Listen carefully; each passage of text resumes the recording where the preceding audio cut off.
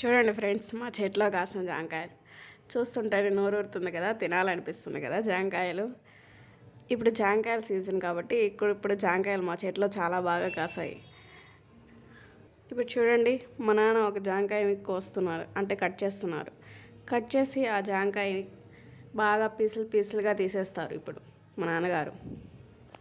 అలా నాన్న చేత్తో కోస్తుంటే జాంకాయలు ఎప్పుడెప్పుడు తిందామా అనిపిస్తుంది కదా.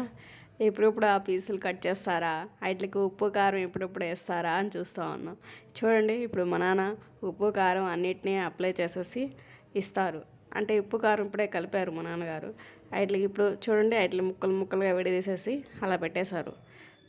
పెడుతూ ఉన్నారు ఒక్కొక్కటి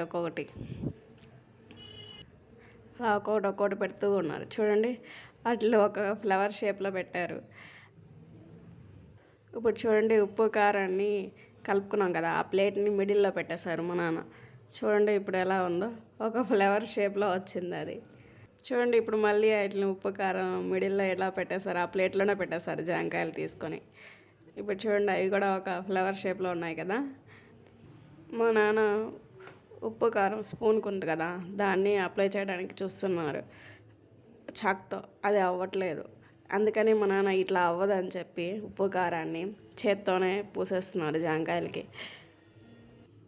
చేత్తోనే ఒక్కొక్క దానికి ఒక్కొక్క పీస్కి ఉప్పు కారాన్ని అప్లై చేస్తున్నారు మా నాన్న నీట్గా.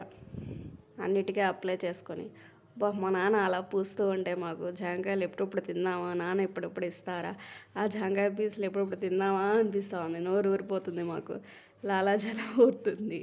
చూడండి, మా నాన్న మళ్ళీ ఉప్పు కారం పూసేసి ఎలా పెట్టేశారో.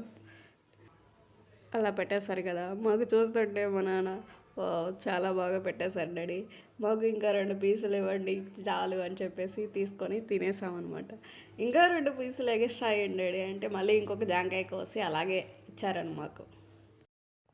జాంకాయ ముక్కలకి ఉప్పు కారం అప్లై చేసేసి మళ్ళీ ఒక ఫ్లవర్ షేప్లో పెట్టారు. చూడండి ఎలా ఉన్నాయి, ఉప్పు కారం చల్లి ఒక ఫ్లవర్ షేప్లో. అలాగే మీరు ఇంకా మరిన్ని వీడియోస్ చూడడానికి లైక్, షేర్, సబ్స్క్రైబ్ చేసుకోండి.